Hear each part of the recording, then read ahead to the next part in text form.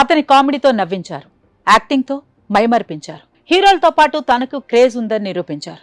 ఆదిలో తొడకొట్టు చిన్న దగ్గర నుండి గబ్బర్ సింగ్లో అంత్యాక్షరి వరకు మనల్ని ఎంటర్టైన్ చేశారు అనే విషయాన్ని మీకు ప్రత్యేకించి చెప్పనక్కర్లేదు. కానీ తనకొచ్చిన కష్టం తనతో పాటు తన ఫ్యామిలీని కూడా కష్టాల్లోకి నెట్టేసింది.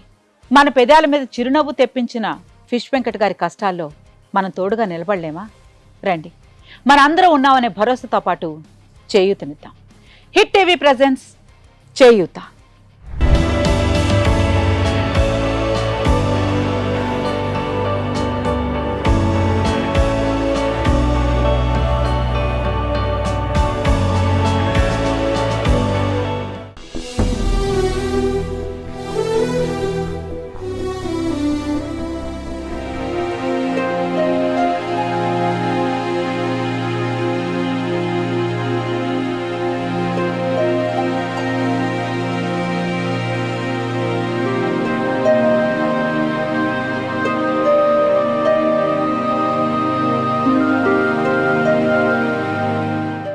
ఎలా ఉన్నారు?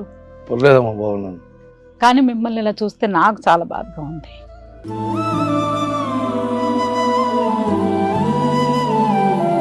కానీ మిమ్మల్ని ఈ రోజు ఈ పరిస్థితిలో చూడడం చాలా చాలా చాలా కష్టంగా అనిపిస్తుంది.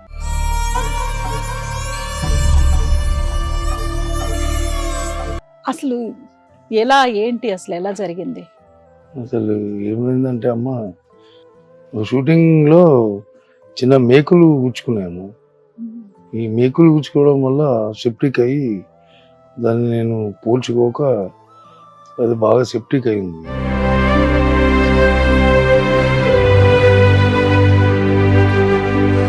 ఒక 1.5 year నుంచి డయాలసిస్ స్టార్ట్ అయింది. Kidneys problem. ఈ 4.5 years నుంచి ఇదే పరిస్థితి.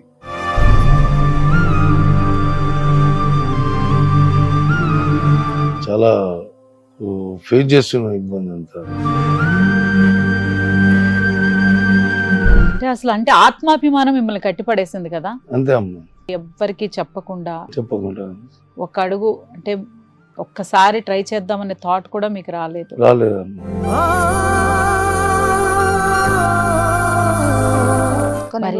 చాలా బాధపడుతుండు, చాలా అంటే చాలా.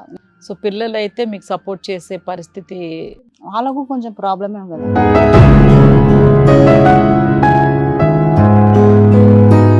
ఒక్కసారి మనం పక్కకు వెళ్ళామంటే అంటే మన గురించి పట్టించుకునే అంత ఇది ఎవరికి ఉండదు. మనకు అనిపించినంత కాలం బాగుంటుంది. మనం పక్కకి వెళ్ళామా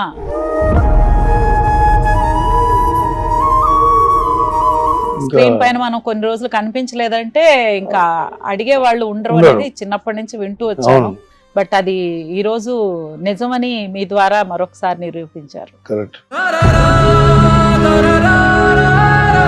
కానీ మీరు చాలా సినిమాలు చేశారు, చాలా అందరితో ఆల్మోస్ట్ అంటే ఫస్ట్ టైం డైరెక్ట్ చేసిన ప్రతి డైరెక్టర్ ఫిల్మ్ లోనూ మీరు ఉన్నారు. ఈ రోజు వాళ్ళు చాలా పెద్ద పెద్ద డైరెక్టర్స్, హీరోలు, చాలా పెద్ద హీరోలు అయ్యారు. సో అంటే స్టార్టింగ్ స్టేజ్ నుంచి మీరు వాళ్ళతో ట్రావెల్ చేస్తూ వచ్చారు. సో ఫస్ట్ మనం చేసాం ఆది. నువ్వు ఇక్కడ గొడవలు వద్దనుకుని అమెరికా వెళ్ళిపోయావు, కానీ ఇక్కడ భూములన్నీ మా యజమాని నాగిరెడ్డి ఆక్రమించేశాడు. ఒకరికొకరు పరిచయాలు అక్కర్లా, మన కుటుంబం అంతే. కానీ ఆ కుటుంబంలో ఒక మనిషి ఈ రోజు ఈ పరిస్థితిలో ఉండడం అనేది మా అందరి దురదృష్టం. మీరు మంచి స్టార్స్ తో చాలా వర్క్ చేశారు. ఎన్టీఆర్, జూనియర్ ఎన్టీఆర్. సో ఎలా ఉండేది? జూనియర్ ఎన్టీఆర్ గురించి చెప్పాలంటే చాలా చాలా బాగుండేమో. అసలు నేనంటే బాగా ఇష్టం. వయసులో చాలా చిన్నవాడు. మేము ఆది సినిమా చేసినప్పుడు అక్కడికి ఎక్కడికో పోయి అట్లా తిరిగి వచ్చేవాళ్ళం. పవన్ కళ్యాణ్ గారితో? పవన్ సార్ అయితే ఖుషి సినిమా నుంచి నాకు ఒక మంచి ఆప్యాయతగా, వెంకట్ గారు, వెంకటన్న గారు తప్ప అరే వెంకట్, అరే ఫిష్ ఇట్లాంటిది ఏం లేదు. శ్రీరణ శ్రీరణ లేనిది ఇండస్ట్రీ నాకు తెలియదు. ఉమ్, శ్రీరణనే నాకు మంచి క్లోజ్ ఫ్రెండ్. ఉమ్, ఆయనే ఇండస్ట్రీ నాకు చూపించిన వ్యక్తి. కాకపోతే సినిమా ఇండస్ట్రీలో స్థిరపడేలా చేసింది మాత్రం మా వివి నాయక్ వివి గారు. వినాయక్ గారు. ఆది సినిమా తర్వాత ఇప్పటివరకు వెనుకకు తిరిగి చూడలేను. అలా వెళ్ళిపోతూనే ఉన్నాను. ఇంకా నా జీవితకాలంలో వాళ్ళే నా గాడ్ ఫాదర్స్. కానీ వివి వినాయక్ గారితో చాలా గొప్ప చాలా. బాగా ట్రావెల్ చేశారు కదా. చాలా అమ్మా. ఆయనకు కూడా మీకు మీ ప్రాబ్లం చెప్పాలి అని అనిపించలేదా? ఎక్కువ మాట్లాడలేను ఆయనతో. ధైర్యం చేసి అస్సలు మాట్లాడలేను.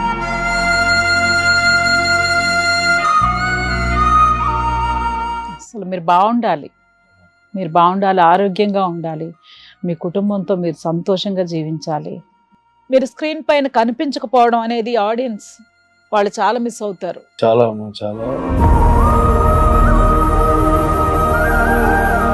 మీరు పాపం మళ్ళీ స్క్రీన్ పైన ఒక వెలుగు వెలగాలి. వాళ్ళందరి ఆశీర్వాదంతో మళ్ళా స్క్రీన్ మీదకి వస్తాను. వాళ్ళ ఆశీస్సులు నాకు ఉంటాయి. మీ అందరూ ఇంకా నాకేం భయం లేదు. ఆ భగవంతుడు ఉన్నాడు. వస్తా.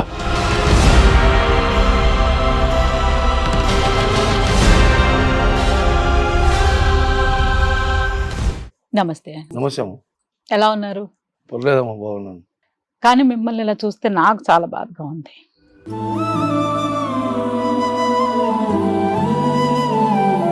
ఎన్నో సంవత్సరాలుగా మిమ్మల్ని చూస్తూ మీతో కూడా కలిసి వర్క్ చేశాము.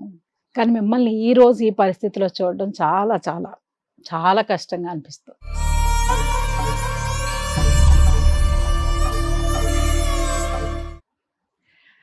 అసలు ఎలా ఏంటి అసలు ఎలా జరిగింది?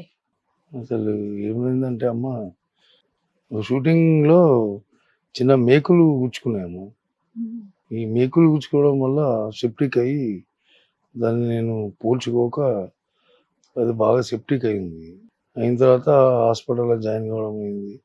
ఇక తర్వాత ఆపరేషన్స్ అయినాయి. ఇక అట్లా అట్లా అట్లా అట్లా ఒక 1.5 year నుంచి డయాలసిస్ స్టార్ట్ అయింది. కిడ్నీస్ ప్రాబ్లం అయ్యి ఈ 4.5 years నుంచి ఇదే పరిస్థితి.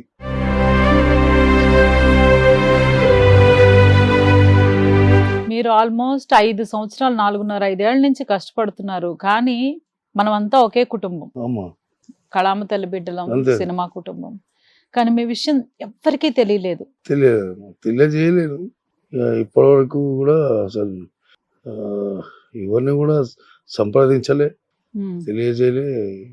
ఇక తమ్ముడు గుప్తా అని అన్న ఇట్లా సంగతి అంటే నేను అప్పటికే ఏవద్దు ఈ పబ్లిసిటీ ఎందుకు, 2 years నుంచి మనం ఊరికేనే ఉన్నాం కదా, మళ్ళీ ఇప్పుడు స్పెషల్గా ఎందుకు అంటే లేదు అన్న, నువ్వు అసలు నువ్వు మొమ్మటమే ఇంత దూరం వచ్చింది, నువ్వు అసలు తప్పదు అని చెప్పి బాగా ఒత్తిడి చేసి తనతోని ఈరోజు ఈ 3-4 రోజుల నుంచి చాలా ఫేస్ చేస్తున్న ఇబ్బంది అంతా.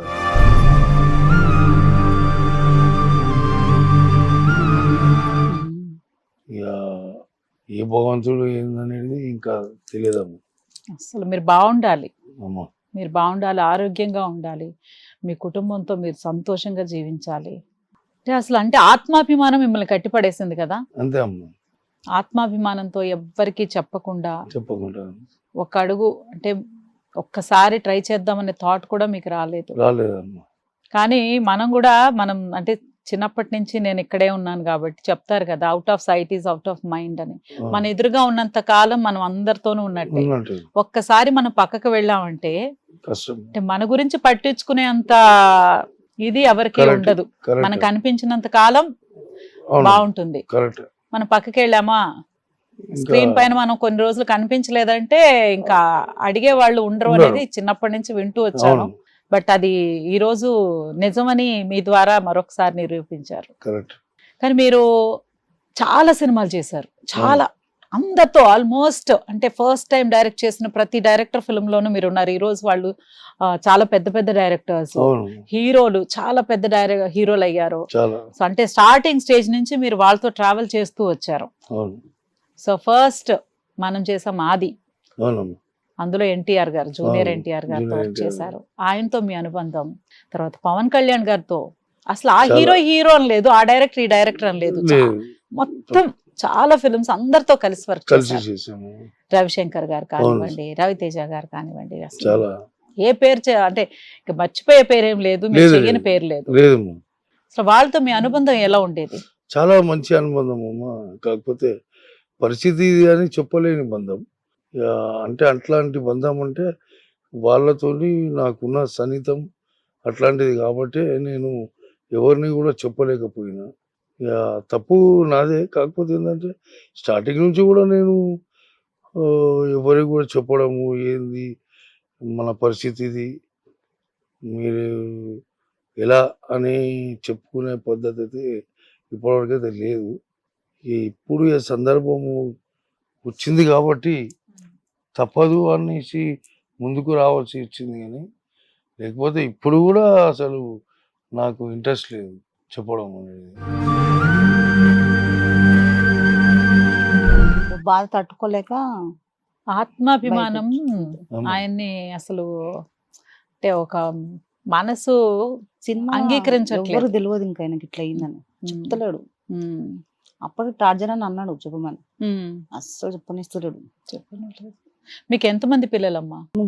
ముగ్గురు పిల్లలు, ఒక పాప 2 బాబులు. 2 బాబులు. వాళ్ళేం చేస్తున్నారు? ఇక ఆయన పెద్ద కూడా కొంచెం కాళ్ళ రాడు, యాక్సిడెంట్ అయింది. ఓ ఆయన కూడా కొంచెం చిన్న ఆయనకు మార్కెట్ పోతాడు వస్తుంది అంతే. సో పెద్ద చదువులు ఏం చదవలేదు. పాప ఒక్క చదువుకుంది, మ్యారేజ్ అయిపోయింది. ఇక పాప కూడా గుప్తా బాబాయ్ కొంచెం చూడు మా డాడీకి ఇట్లా ఉందని ఒక 20 రోజులు మాత్రం అసలు లేస్తలేడు, అస్సలు లేస్తలేడు. అసలు మాకు ఏం చేయాలో అర్థమవుతలేదు. ఎట్లైనా చేసి మీడియాకి వద్దామని చెప్పి అంటే నాకు ఈ విషయంగా నాకు చాలా రోజుల నుంచి ఒక ఇది ఉండేది. మనం యాక్టర్స్ కి పెన్షన్ ప్లాన్ లేదు. అవును, మనం యాక్ట్ చేయకపోతే మన జీవితం ఏంటో మనకు తెలియదు. తెలియదు. మన వెనకాల దాచుకు పెట్టుకునేంత ఆదాయం వస్తుందా అంటే చెప్పలేం. చెప్పలేదు. ఏ రోజుకి ఆ రోజు ఆ కూలి అంతే. అనే ఒక దీంట్లో తప్పితే మనకి ఆస్తులు చేకూర్చుకునేంత ఇన్కమ్ ఉంటుందా? లేదు. లేదు. ఒక రిటైర్మెంట్ స్టేజ్ ఉంటుందా? లేదు. లేదు. అంటే ఆర్టిస్టులుగా గర్వపడాల్సింది ఏంటంటే లాస్ట్ వరకు యాక్ట్ చేయొచ్చు, అదొక అదృష్టం. కానీ పెన్షన్ ప్లాన్ లేదు, రిటైర్మెంట్ ప్లాన్ లేదు. మనం పని చేయలేకపోయినా, పని రాకపోయినా మనకు ఒక ఆధారం అనేది మన ఇండస్ట్రీ నుంచి మనకు లేదు. లేదు, కరెక్ట్ కదా. బాగాలేదు, ఒక ఆర్టిస్ట్ బయటికి రావట్లేదు అంటే వాళ్ళని పట్టించుకునే వాళ్ళు ఉండరు. ఉన్నారు. అసలు కష్టం ఏంటని అడిగే వాళ్ళు ఉండరు. అంటే అడగాలని రూలా అంటే కాదు, బట్ కాదు. ప్రతి చోట ప్రతి ఇండస్ట్రీలోనూ వాళ్ళకు ఒక ప్లాన్, మేము వర్క్ చేయట్లేదంటే వాళ్ళకు ఒక ఇది ఇవ్వడము ఏదో ఒకటి ఉంటుంది. అవును. సో మన ఫీల్డ్ కి మాత్రమే మనకు ఆ అదృష్టం ఒక్కటే లేదు. బట్ మీరు ఇంతమంది ఆర్టిస్టులతో వర్క్ చేశారు కదా, అమ్మా. అంటే ఇప్పుడు మీకు తెలిసింది, మీకు కాల్స్ వచ్చాయా ఇప్పుడేమన్నా? మామూలుగా అంటే హెల్త్ పరంగా ఏం కాల్స్ ఏం రాలేదమ్మా. ఈ 2-3 డేస్ నుంచే హెల్త్ పరంగా కాల్స్ రావడం జరుగుతుంది. సరే అంత భగవంతుడు ఉన్నాడు, మనం ఉన్నాం అని చెప్పుకోపోవడమే తప్ప వేరే ఆలోచన అయితే ఏం లేకుండా. ఎందుకంటే నేను కూడా నిజ జీవితంలో కూడా సోషల్ సర్వీస్ చేస్తాను. నేను చాలామందికి చాలా హెల్ప్ చేసిన భగవంతుని తెలుసు. కాకపోతే మనము చేసి మనం ఇంకోలని అడగడం ఏంది అని ఒక ధీమా. ఈరోజు కూడా గాంధీ హాస్పిటల్ కానీ అక్కడ నా ఫొటోస్ ఉంటాయి. సోషల్ సర్వీస్ ఫిష్ వెంకట్ అని ఎంతోమంది చాలామంది అలా ఎట్లా అయింది అంటే హెల్ప్ చేయడం, మనతోని తోచినంత అయినంత. 100 రూపాయలు లేదురా, 10 రూపాయలని, 10 రూపాయలు కూడా లేవు, 2 రూపాయలు అని అని మనతో అయినంత చేసుకుంటూ ఇక్కడ వరకు వచ్చి ఆ భగవంతుడు అవే ఆశీస్సులతో కొంచెం నాకు ఇట్లా వచ్చినమ్మా. అంటే మనం చేసిన మంచి కర్మలు ఉంటాయి కదా అమ్మ. అంతే. సో అది కొంచెం లేట్ అయింది కానీ మీకు అంతే అంతే ఆ భగవంతుడు ఎప్పుడు మీకు తోడుగానే ఉన్నాడు. అంతే అంతే అమ్మ. ఈ రోజు కన్నా మీరు అలా ప్రోత్సహించడం వల్ల మీరు బయటికి రాగలిగారు. అమ్మ అంతే అమ్మ. సో మీరు చేసిన మంచి కర్మలు ఎక్కడికి పోవు, మీరు మళ్ళీ పూర్తి ఆరోగ్యంతో ఉంటారు. అసలు ఇలా చూస్తుంటే నాకు ఒక చిన్న క్వశ్చన్ భయ్య, అమ్మ. మన ఆర్టిస్టులు క్యారెక్టర్లు కాల్ చేస్తారు కదా, అవును ఈ క్యారెక్టర్ చెయ్యాలి అని మీకు తప్పకుండా కాల్ వస్తుంది, ఏ కొత్త అవును. ఫిల్మ్ అయినా సరే. అవును సార్. మీరు చేయలేని ఎన్ని సంవత్సరాలైంది మీరు ఆపేసి? ఇప్పుడు 4.5 years అవుతుంది. 4.5 years నుంచి మీరు యాక్ట్ చేయట్లేదు. మధ్యలో మీకు కాల్ చేస్తారు కదా ఏదో క్యారెక్టర్ కోసం, అవును. అప్పుడు మీ పరిస్థితి చెప్తారు కదా, అంటే చెప్పలేదా? అప్పుడు చెప్పలేని పరిస్థితి అన్న. అంటే ఎందుకు చేయట్లేదని అడగట్లేదా వాళ్ళు? వస్తా అంటాడు అడుగుతున్నా, కానీ వస్తా అంట, ఇక బయట ఉన్నా, వేరే షూటింగ్ లో ఉన్నా, కానీ పరిస్థితి ఇది అని చెప్పలేను. చెప్తే ఏమి ఇండస్ట్రీ మొత్తము అరే వాడిని ఫిష్ వెంకట్కి ఏమైందంట, మళ్ళీ అదొక బోమ్. ఆ, ఎందుకు ఇది, సరే వేరే షూటింగ్ లో ఉన్నా, బయట ఉన్నా, రాలేని పరిస్థితి. డేట్లు కుదరట్లేదని కుదరట్లేదు. చెప్పుకుంటూ ఇప్పటి వరకు ఒక 4.5 years నుంచి అయితే అదే జరుగుతుంది. చాలా సినిమాలు వదిలేసిన, ఆ,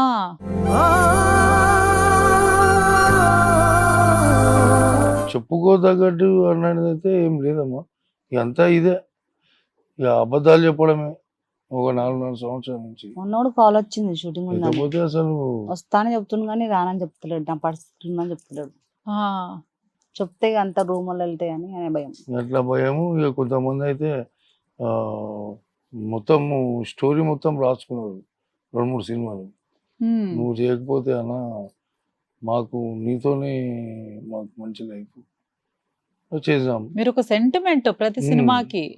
చేద్దాం, చెప్తా చేద్దాం ఆ, అని తప్పించుకొని పోవడం తప్ప, ఇక చేద్దాము ఒక 1 week 10 days అనడం తప్ప, మళ్ళీ ఆ డేట్ రాగానే అన్న పలానా రోజు చెప్పిర్రు అంటే లేదమ్మా ఇంకా నేను బయట ఉన్నా, అట్లా చెప్పుకుంటూ జరుగుతుంది ప్రస్తుతానికి అయితే.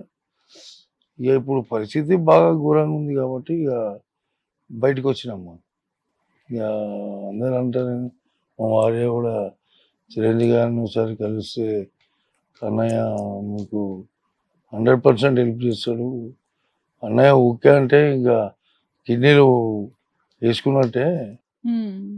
అంటే, సరే చూద్దాం ఇక భగవంతుందే ఎట్లా ఎదుగుంటే అట్లయితుంది, సరే ప్రయత్నం చేద్దాం అని ఆలోచన అంతే తప్ప, ఇక వేరే డబ్బు గురించి ఆశించి ఏదో డబ్బులు వాళ్ళు ఏదో ఇంత ఇస్తారు మనకి ఇంత కావాలి అనేది అయితే ఏం లేదమ్మా.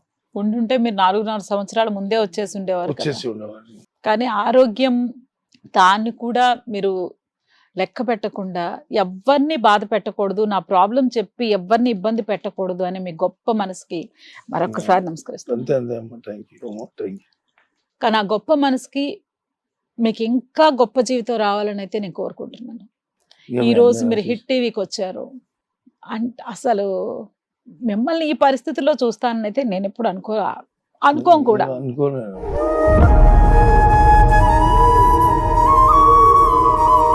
ఎందుకంటే చాలా ఆయన స్క్రీన్ లో అలా నుంచుని ఇలా వెళ్తుంటే ఒక సింహం వచ్చినట్టు, ఒక ఆయన పులి వస్తుంటేనే వచ్చినట్టు. భయం అయిపోతుంది, అమ్మ వచ్చిండు అన్నట్టుగా. ఆ, ఇప్పుడు ఇంట్లో కూర్చుంటే ఎవరు భయపడుతుంది, ఉమ్. అట్లా అయిపోయింది.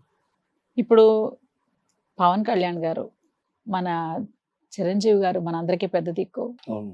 చాలా మంది డైరెక్టర్స్ అసలు ఏమన్నా ఎదురు చూస్తున్నారా? లేదమ్మా, ఏం ఏమి ఎదురు చూడట్లేదు. ఏం చూడలేను, ఇంకా చూడను కూడా. ఇక అది మనకు ఇక అంతా భగవంతుందే అని అనుకుంటా. ఇక అది జరిగితే నా మంచికి, జరగకుండా నా మంచికి. జరగకుండా అయితే అస్సలు ఉండదు. ఉండదు. మీరు ఎలాగ 4.5 సంవత్సరాల తర్వాత అయినా మీరు బయటికి వచ్చారు. అవును. ఈ వచ్చింది వృధా పోకూడదు. అవును. అంటే ప్రతి ఒక్కరికి ఒక ఆత్మాభిమానం మనకు ఉంటుంది కదమ్మా. అవును. మనం ఎవరినైనా అడగాలన్నా, ఏమన్నా ప్రాబ్లం చెప్పాలన్నా కూడా ఒక మనం ఆత్మాభిమానం వదులుకొని చెప్పాలన్నా చెప్పలేము. కూడా కానీ మీ పరిస్థితి నాకు బాగా అర్థమవుతుంది. కానీ ఇప్పుడు మీరు సినిమా మనిషి, మీకు అధికారం ఉంది, ఆ హక్కు ఉంది. రాత్రి పగలు తేడా లేకుండా కష్టపడి ఈ రోజు మీరు కష్టంలో ఉన్నప్పుడు మిమ్మల్ని ఆదుకోవాల్సిన పరిస్థితి కూడా సినిమాకు ఉంది. ఎవరు చూసినా సినిమాలో పని చేస్తారు కానీ మీకేం తక్కువ అంటారు. ఆ, అమ్మ పరిస్థితి మాకేరుక. ఏ చెట్టుకు ఆ గాలని అందరు సినిమాలో చూసి మీకేంటి ఏసీ రూముల్లో ఉంటారంటారు, కానీ ఎండల్లో వానల్లో పని చేస్తామనేది తెలీదు. మీకేం కష్టం, మీకు అన్ని ఇలా మీరు ఏసీ రూముల్లో ఉంటారు, ఏసీ కారులో తిరుగుతారు అని. మీరు అర్థం చేసుకున్నారు, ఎవరు అర్థం చేసుకోరు. అస్సలు అది నిజం కాదు అనేది చాలా మందికి తెలియదు. తెలియదు. మీకేం తక్కువ అంటారు, ఏం తక్కువ. అది మాకే తెలుసు. ముగ్గురు పిల్లలు, కుటుంబం. పెళ్లి చేసిన పాపది. ఉమ్. మీ ఇంటర్వ్యూస్ అంతకు ముందు ఎప్పుడో చూసాను, ఫిష్ మీరు ఆ. ఎవరికైనా సరే స్పెషల్ గా ఫిష్లు పంపించడం. రవితేజ అవన్నీ, ఉమ్, ఇంట్లో చేపించుకున్నాడు. అంతా అంటే అందరిని అభిమానంగా అంటే పని పరంగానే కాకుండా పర్సనల్ గా కూడా చాలా అభిమానంగా చూసుకునేవారు మీరు. అవునమ్మా. చాలా. కానీ మరి- ఈ రోజు చాలా బాధపడుతుండు. ఆ. చాలా అంటే చాలా. నేను ఈయన భరించలేక గుప్తా ఫోన్ చేసిన, ఉమ్, మరిది అయినా ఉమ్. వల్ల అయితలేదంటే ఇక తెచ్చింది. ఎలా ఉండేవాళ్ళం ఆయన షూటింగ్స్ చాలా బిజీగా పనిచేశారు కదా. మంచిగా ఉమ్, ఆయన అప్పుడు- డ్రింక్ చేసినా బాగానే ఉంటుండే. ఉమ్, ఇప్పుడే చాలా అంటే చాలా ఏదో కొంచెం ఊరికేమో అంటున్నా మనం మంచిగా ఉంటున్నాం. ఉమ్. సో పిల్లలు అయితే మీకు సపోర్ట్ చేసే పరిస్థితి. వాళ్ళకు కొంచెం ప్రాబ్లమే కదా. ఉమ్, అంతే కుటుంబం పెద్ద అయినా కూడా ఏం పని చేయంత అది లేదు. కాదు. ఆయనకి ఇక్కడ నుంచి ఇందాక రాడు. ఉమ్, ఆ మధ్యలో యాక్సిడెంట్ అయిన ఉండే, ఈ తుంటి ఇరిగింది, ఉమ్, ఆడేసి ఇక వాళ్ళ పరిస్థితి కూడా అంతంత మాత్రమే. ఇక మన ఇంటి దగ్గర చేపల మార్కెట్ కాబట్టి ఈ చేపలు బిజినెస్ చేసుకుంటూ జీవనం సాధిస్తున్నాం.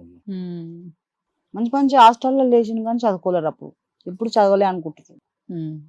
అప్పుడు మంచిగా వేసిండు హాస్టల్లో, చదవలే. చదవలేదు. పెద్ద హాస్టల్లో ఇష్టండు. ఉమ్. ఇప్పుడు చదివితే ఎంత మంచిగా ఉంటుందో చదవలే. అది అప్పుడు విలువ అప్పుడు తెలియలేదు. తెలియదు.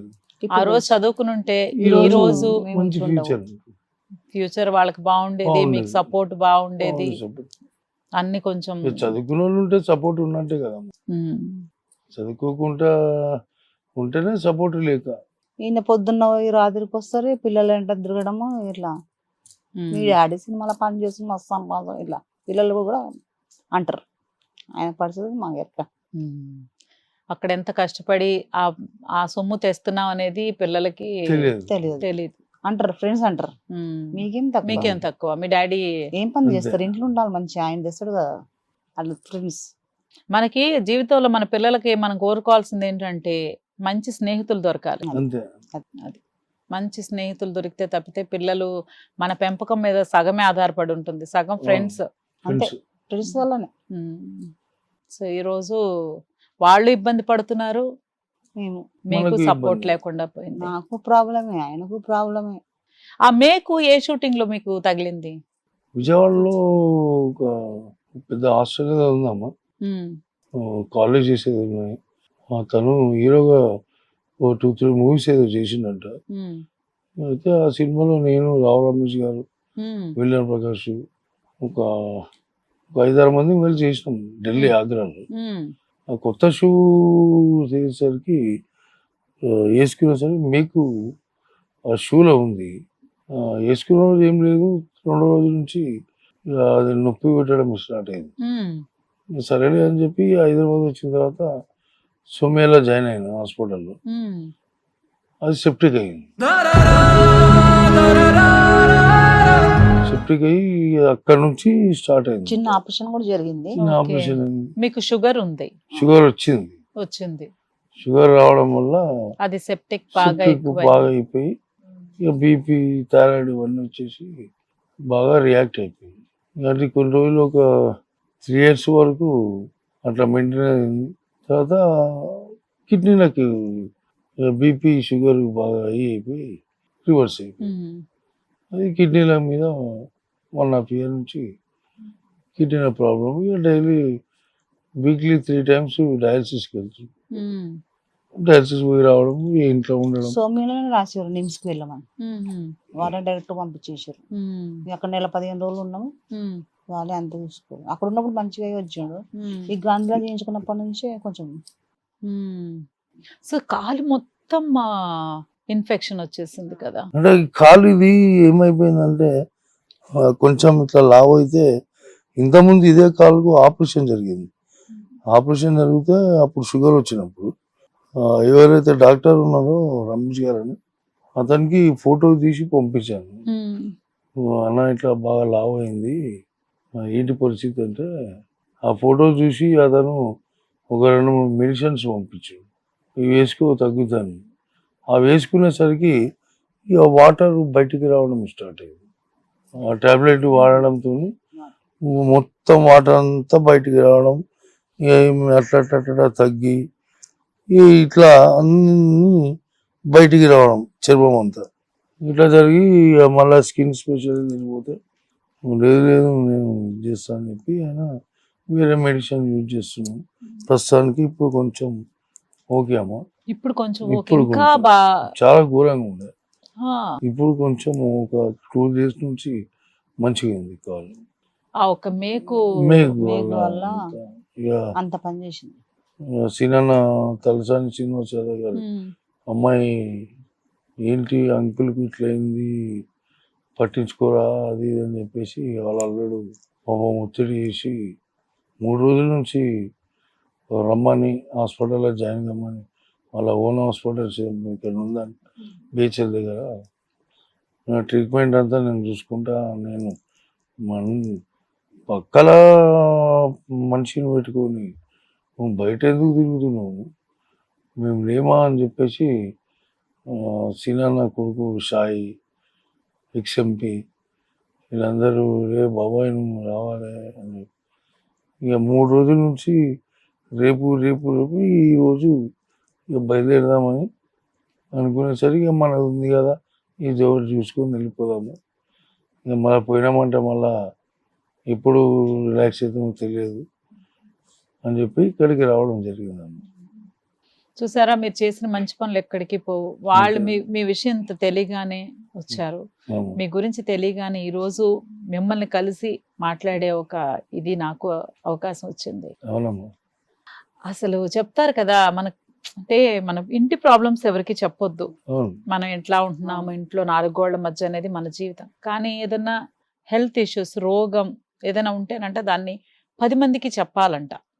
ఎందుకంటే ఒక్కొక్కళ్ళు ఒక ఐడియా ఇస్తారు, ఈ మందు వేసుకోను ఇక్కడికి వెళ్ళాను అక్కడికి వెళ్ళాను. కానీ అది మీరు చేసి ఉంటే మీరు ఈ పాటికి ఎంతో ఆరోగ్యంగా ఉండేవారు కదా. అయినా పర్లేదు, ఇప్పటికన్నా మీరు మనసుని చక్కగా చేసుకుని బయటకు వచ్చారు. ఇంకా మీకు ఎలాంటి అడ్డంకులు ఉండవు, మీకు పరిపూర్ణమైన ఆరోగ్యం తప్పకుండా వస్తుంది, రావాలని మేము అందరం ఆ భగవంతుని ప్రార్థిస్తున్నాం. ఎందుకంటే మీలాంటి మంచి వాళ్ళు ఎంతో మందికి సేవ చేశారు, కల్మషం లేని మీ మనసు. మనం ఆది చేసి 22 సంవత్సరాలు అయింది, 2022 అంతే. మీరు అలాగే ఆరోగ్యం వల్ల కొంచెం కానీ మనిషి మాట కానీ ఆ చిరునవ్వు మిస్ అయింది. మీరు ఎంతో మందిని నవ్వించారు, మీ పర్ఫార్మెన్స్ తో ఎంతో మందిని ఎంటర్టైన్ చేశారు, ఎంతో మందికి సపోర్ట్ చేశారు, ఎంతో సేవ కూడా చేశారు. అయినా కూడా మీరు ఈ రోజు ఈ పరిస్థితిలో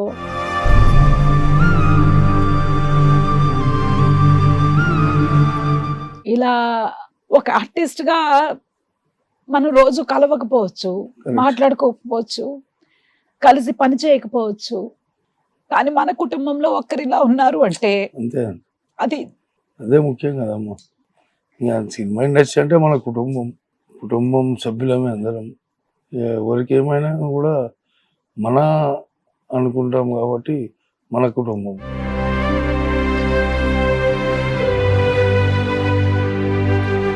కలవం కానీ ఎక్కడ చూసినా వాళ్ళు మా వాళ్ళు అంతే. ఆ మన అనేది ఒకరికొకరు పరిచయం పెద్ద ఉండక్కర్లేదు, కానీ మా వాళ్ళు, మా హీరోలు, మా హీరోయిన్స్, మా డైరెక్టర్లు, మా ప్రొడ్యూసర్స్, మా ప్రొడక్షన్ వాళ్ళు, మా లైట్ మ్యాన్స్, అంతా మా మా మా మా అంతే. మా అనేది వదలలేం.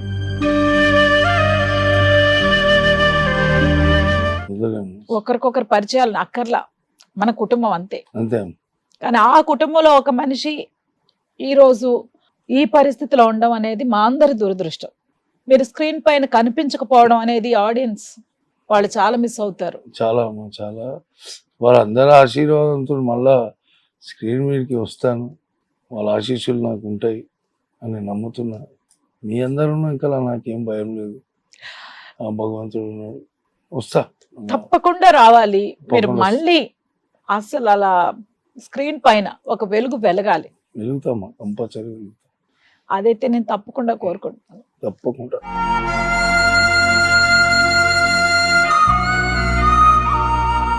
చాలా బాధగా ఉంది. ఒక సంతోషమైన విషయాలు కొంచెం సేపు మాట్లాడుకుందాం. తప్పకుండా. మీరు మంచి స్టార్స్ తో చాలా వర్క్ చేశారు. ఎన్టీఆర్, జూనియర్ ఎన్టీఆర్, అవునమ్మా. ఆయనతో మీ అనుబంధం, ఎందుకంటే ఆయన మన ఆల్మోస్ట్ ఫస్ట్ ఫిల్మ్స్ నుంచి వర్క్ చేశారు కదా, సో ఎలా ఉండేది? చాలా చాలా బాగుండేమ్మా. అసలు జూనియర్ ఎన్టీఆర్ గురించి చెప్పాలంటే వయసులో చాలా చిన్నవాడు, ఇంత ఆప్యాయంగా ఉండేవాడు మా నాతోని.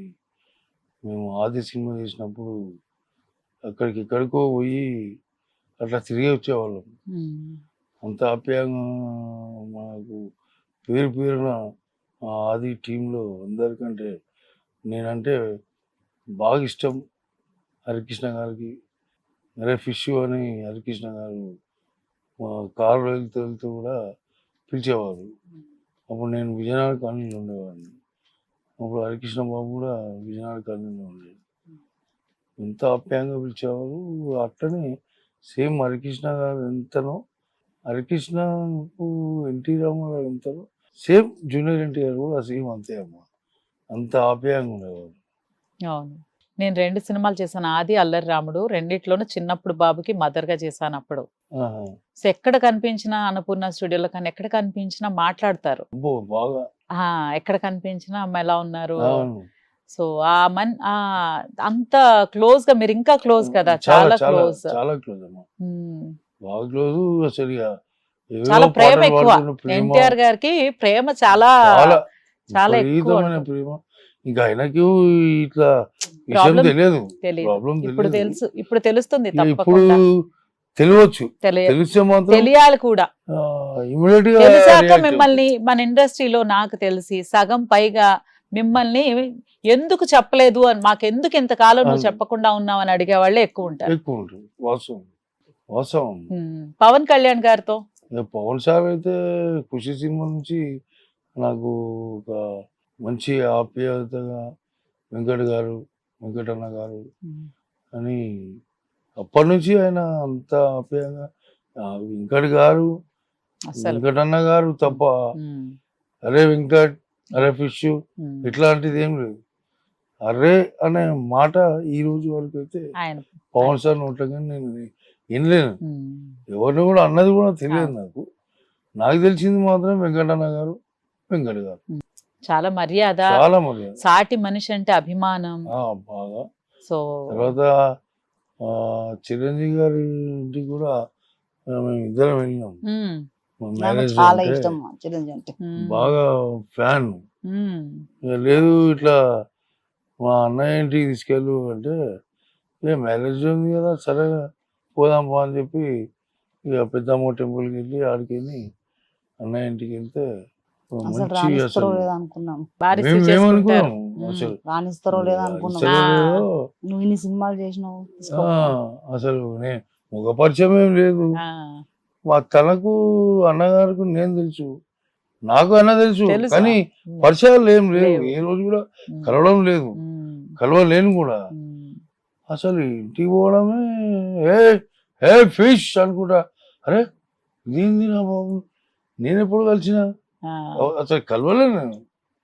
అదే మన సినిమా, ఒకరినొకరు కలవక్కర్లేదు, అందరికీ అయితే తెలుసు. మనం సినిమా చేస్తున్నాం 150 వినాయక డైరెక్షన్ మనం చేస్తున్నాము, నీ గురించి మనం మాట్లాడుకున్నాం అంటారే అలా స్టార్ట్ థ్యాంక్స్ అన్న అని కూర్చొని చాలాసేపు మాట్లాడి కాఫీ తాగిపించి ఆప్యాయత, అసలు అనురాగం, బాబా నేను అసలు ఊహించలే.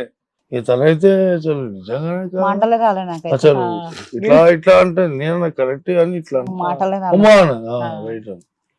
మళ్ళా వచ్చేటప్పుడు పెద్ద స్వీట్ బాక్స్ ఉంటుంది, కాకినాడ కాజా అని చెప్పి అందరూ అన్నయ్యకి తీసుకుపోతే అన్నయ్య మాకు లేదా మీ మ్యారేజ్ పెద్ద ఇంత ప్లేట్ ఇప్పటికే ఉన్నది ఇంట్లో, ఇప్పటికి ఇంట్లో ఉంది. అది వదలది ఇక ఉన్నది అని చెప్పి సరే ఉన్నది. కానీ చాలా మంచి ఆప్యాయత, అనురాగం. అసలు మేమైతే ఊహించలే ఇంత ట్రీటా, అసలు ఊహించలే.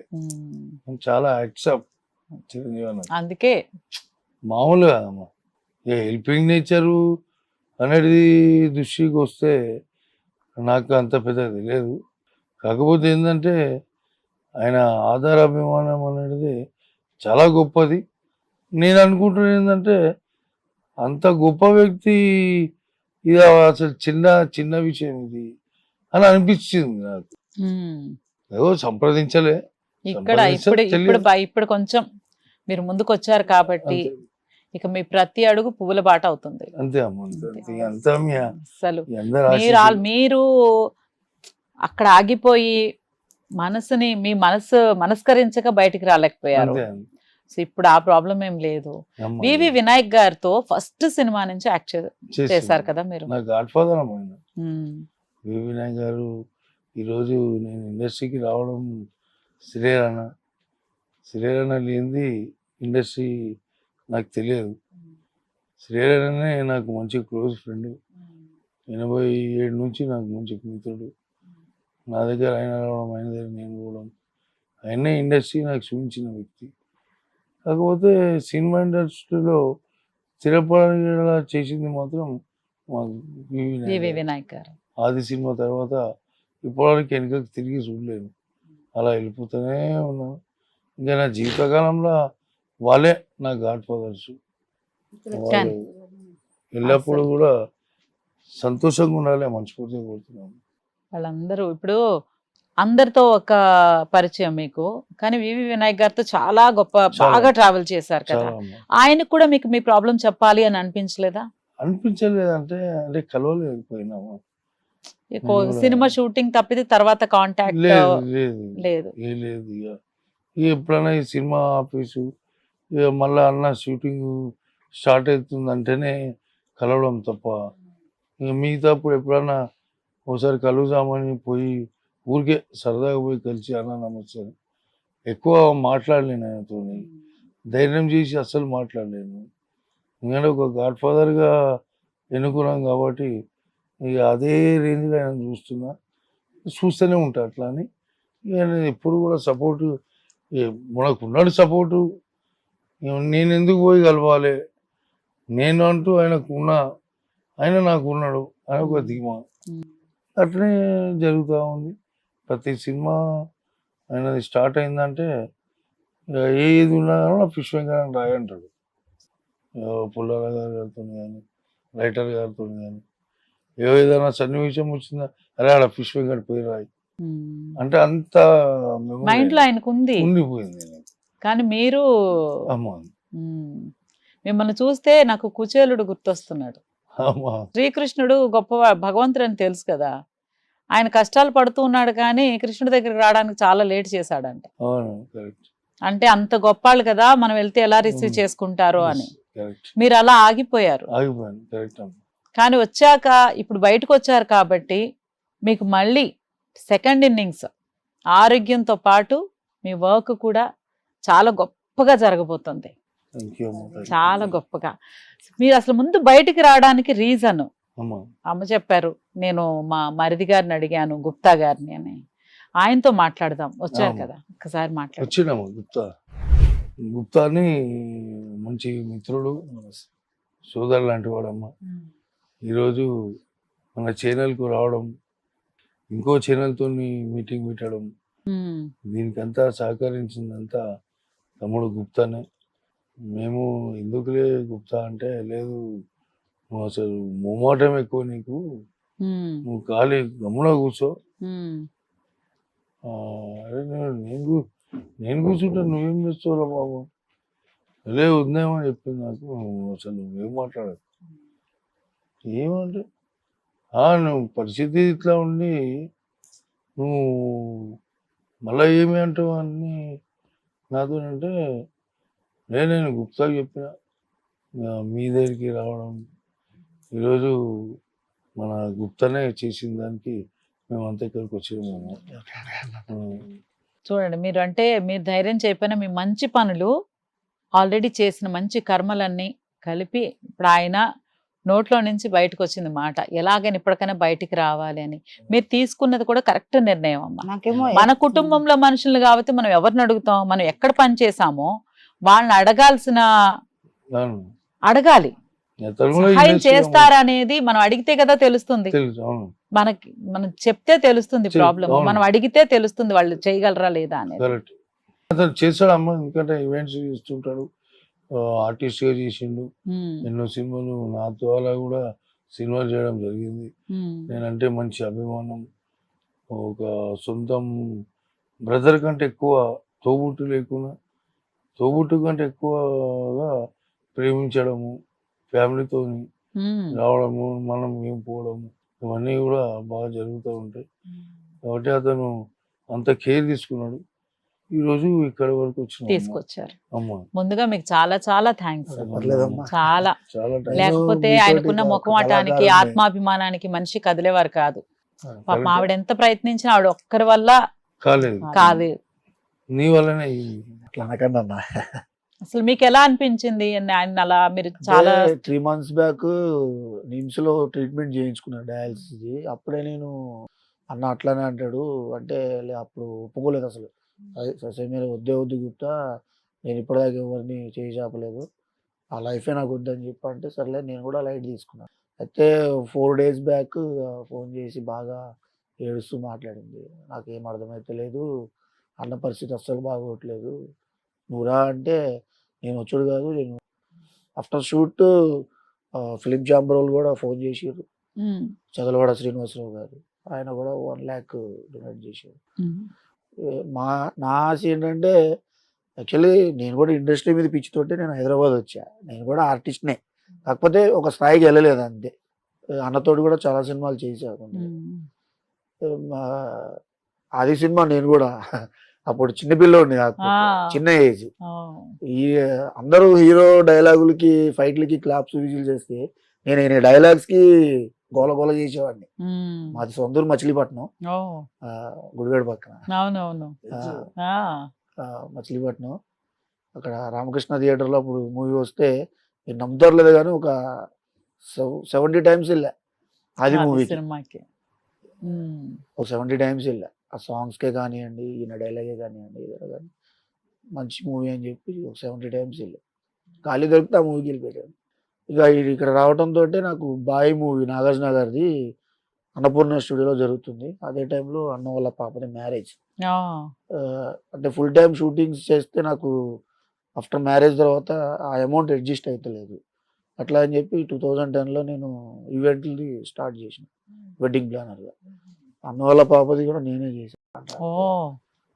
నాకు కూడా అప్పుడు నా గురించి ఏమి ఎంక్వైరీ చేయకుండా అడ్వాన్స్ కూడా అమ్మటనే అదే అన్నపూర్ణ స్టూడియోలో పిలిపించి ఈ పెట్టుకో, పెళ్ళిది ముందు దగ్గర పడుతుందనగా ఇంకా మీకు రిమెంబర్ నేను క్లియర్ చేస్తాను 5,000 ఎక్కువ ఇచ్చిండు టోటల్ కాంట్రాక్ట్ మీద. అప్పుడు ఎవరు ఇయ్యరు అట్లా. 5,000 ఎక్కువ ఇస్తే నేను కూడా మా స్టాఫ్ ని పిలిచి అన్న ఇస్తూ తీసుకురా అని చెప్పి అన్న చేతుల మీదుగానే ఇప్పించి. ఏంటంటే ఈయన చాలా మందికి సహాయం చేసాను. ఇవాళ ఎవరు ఆయన గుమ్మం దొక్కుతలేరు. నా కళ్ళతో నేను చూసా. 4 రోజులు తిరుగుతుండో నా బ్లడ్ రిలేషన్ కాదు మేడం, అయినా కూడా నేను అంతకంటే ఎక్కువగా లవ్ చేస్తా ఈయనని. చాలా మంది అరే నీ సొంతమన్న ఫిష్ వెంకట్ అది నువ్వు అట్లా రామరెడ్డి లాగా అది ఇది అని అంటే చేస్తున్న అవకాశం ఎట్లా వస్తుందో ఎవరూ చెప్పలేము. అది వచ్చినప్పుడు అన్న స్థాయికి నేను కూడా వెళ్తాను ఒక నమ్మకంతో. అన్నను కూడా ఏ రోజు నేను అన్న నాకు ఈ అవకాశం ఇప్పియండి, నాకు ఈ రికమెండేషన్ చేయండి అని అడగలే. ఆయన ఎంత కష్టపడి వచ్చిందో నాకు తెలుసు, ఎంత రికమెండేషన్ నుంచి వచ్చిందో కూడా తెలుసు. అది నేను కూడా అలానే వెళ్ళాలి అనే ఉద్దేశంతో అన్నతోటి చాలా సినిమాలు చేసిన. అభిమానంతో ఈ రోజు ఆయన బాగుండాలని మీరు కోరుకున్నారు. బాగుండాలి.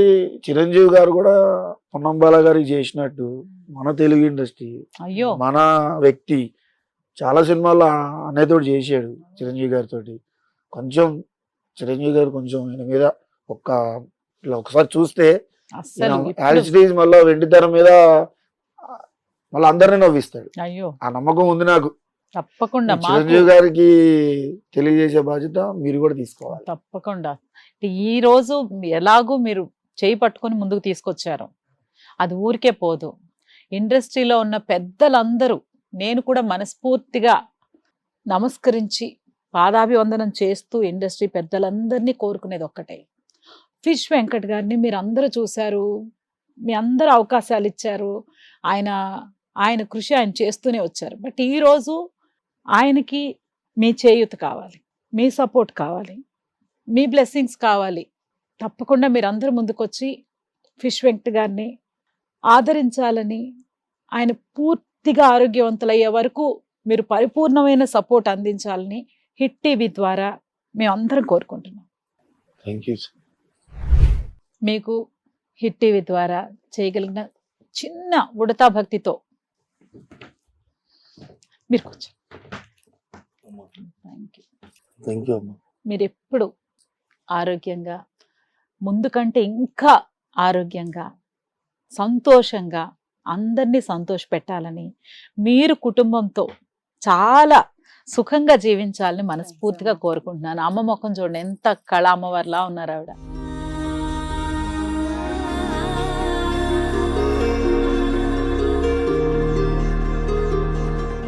ఆవిడ సంతోషంగా ఉండాలంటే మీరు ఆరోగ్యంగా ఉండాలి. అమ్మా. మీరు ఆత్మాభిమానం బయట, కానీ మన ఇండస్ట్రీలో మీరు పెట్టుకోవద్దు. మన కుటుంబం అది.